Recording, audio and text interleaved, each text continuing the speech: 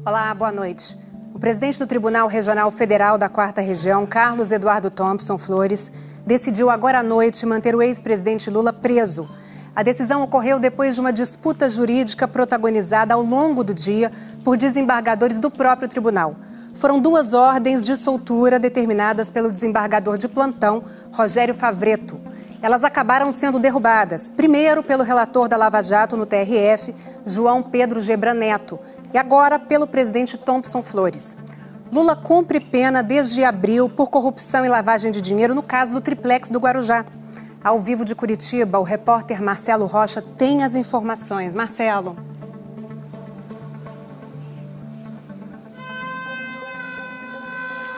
Oi, Poliana, boa noite. A última decisão, a que manteve Lula preso, foi tomada há cerca de 1h30 pelo desembargador Thompson Flores e ao longo de todo o dia, à medida que as decisões iam saindo, as expectativas iam sendo criadas aqui pelo pessoal que foi se mobilizando no entorno da carceragem da Polícia Federal aqui em Curitiba. Veio para cá gente que apoia o ex-presidente Lula e gente também que é contrária à liberação do ex-presidente Lula da prisão. Foram várias decisões ao longo do dia, todas elas com interpretações diferentes a respeito dos motivos que mantêm Lula preso, e essas decisões foram caindo, outras foram subindo, como você mesma disse, e para entender um pouco melhor o que houve ao longo do dia, por que sucessivas decisões foram sendo tomadas dentro de um mesmo tribunal, a gente preparou uma reportagem, a reportagem da repórter Malu Mazzi, você vai conferir agora.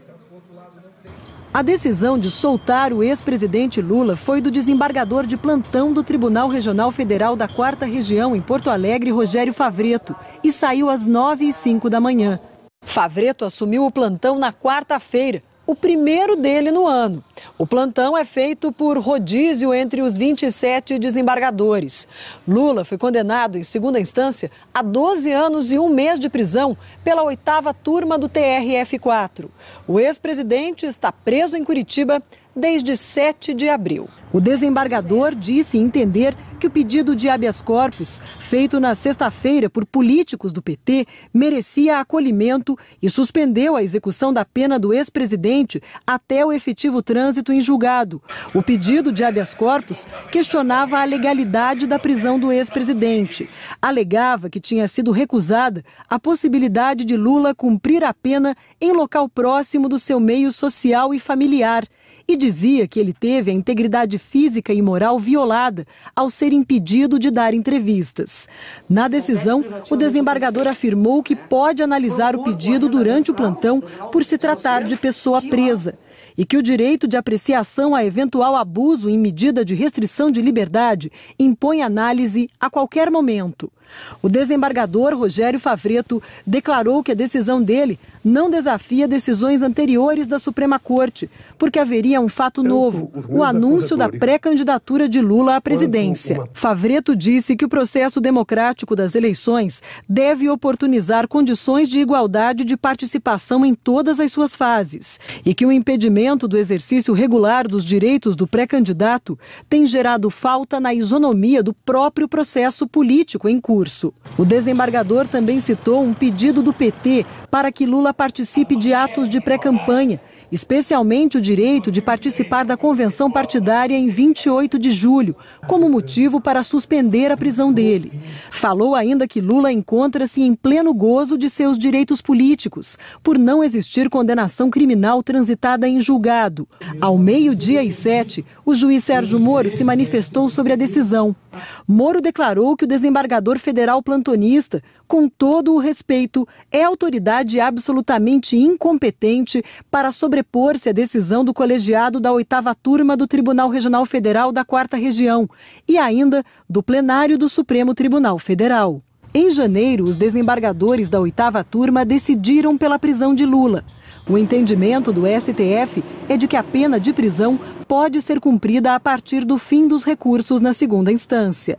Moro afirmou que se o julgador ou a autoridade policial cumprir a decisão da autoridade absolutamente incompetente, estará concomitantemente descumprindo a ordem de prisão.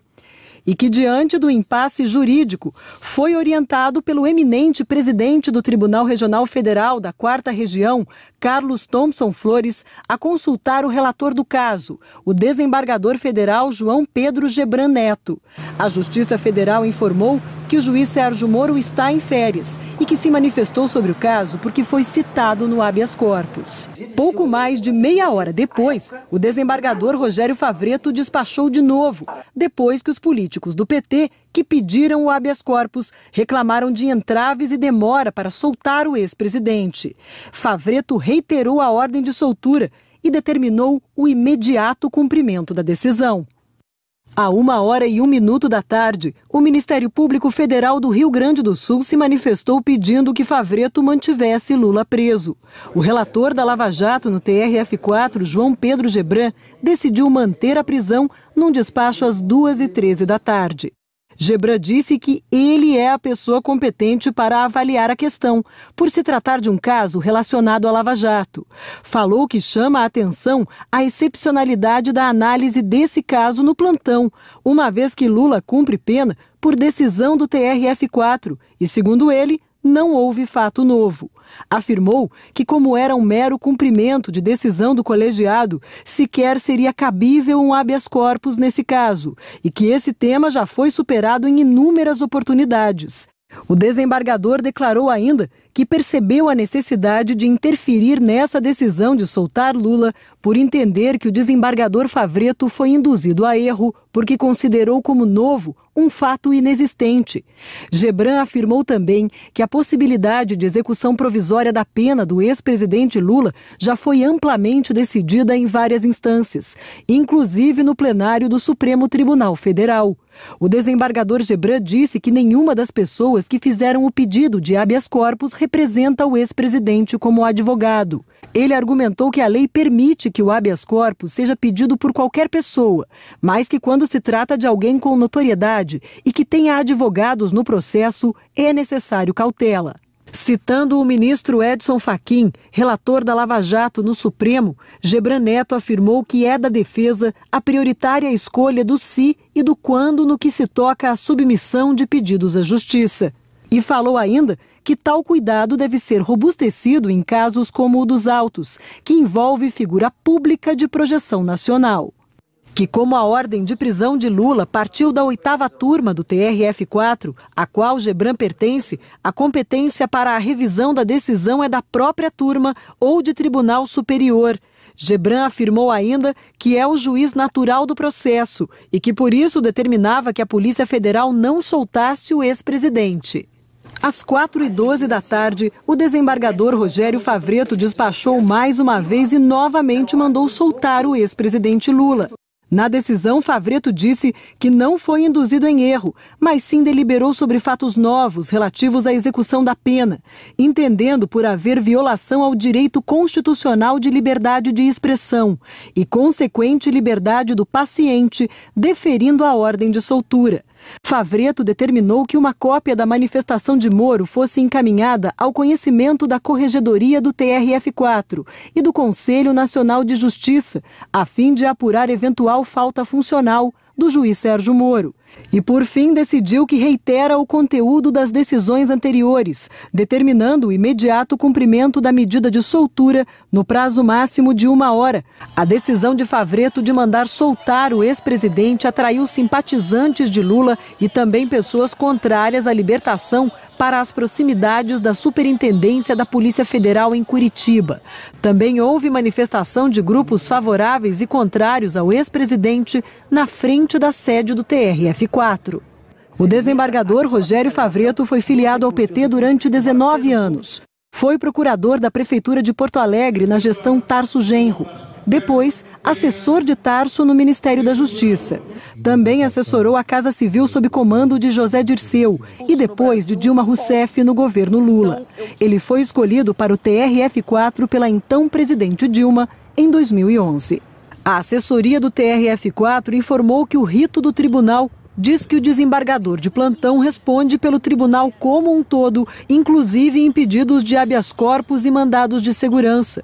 O mesmo rito também determina em quais situações o plantonista não pode agir, como em caso já apreciado no órgão de origem ou em plantão anterior, nem reconsiderá-lo ou reexaminá-lo. Às 6h05 da tarde, o Ministério Público Federal de Porto Alegre voltou a pedir a manutenção da prisão de Lula e que o presidente do TRF4, Carlos Eduardo Thompson Flores, interferisse no caso. Segundo os procuradores, se estabeleceu nos autos do habeas corpus verdadeiro conflito positivo entre o desembargador plantonista e o relator da ação originária. Às 7h30 da noite, Thompson Flores se manifestou.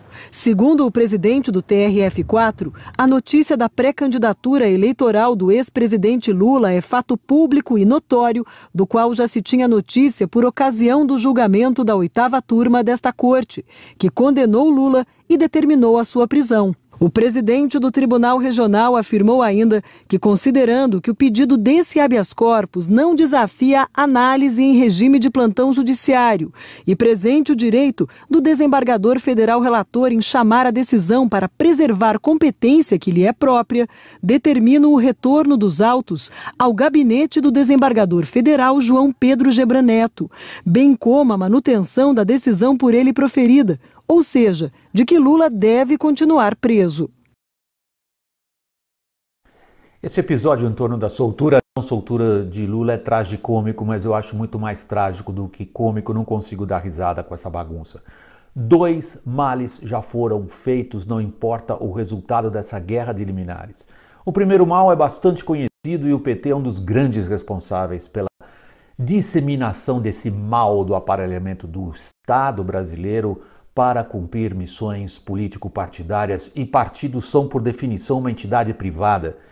Eu acho que todo servidor público tem direito à sua opinião, exatamente numa democracia todos temos nossas opiniões, mas o aparelhamento do Estado se caracteriza por isso que o PT fez, quando as pessoas que estão cumprindo funções públicas o fazem por missão político-partidária, para favorecer a alguém de um partido, que é o que aconteceu nesse episódio do Lula. Isso não chega a ser uma novidade, mas aí, quando acontecem essas coisas, a gente se dá conta do mal que isso causa ao país inteiro. Quando um grupo privado usa o Estado em benefício próprio, como o PT usou, para ocupar o aparelho de Estado por seus próprios objetivos. O segundo mal causado eu acho pior ainda, por incrível que pareça.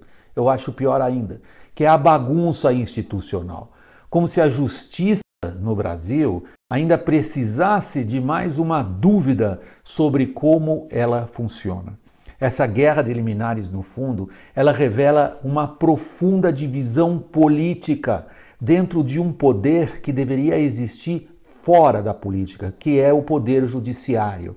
Em outras palavras, vocês têm aí uma caracterização muito clara daquilo que se chama de insegurança jurídica.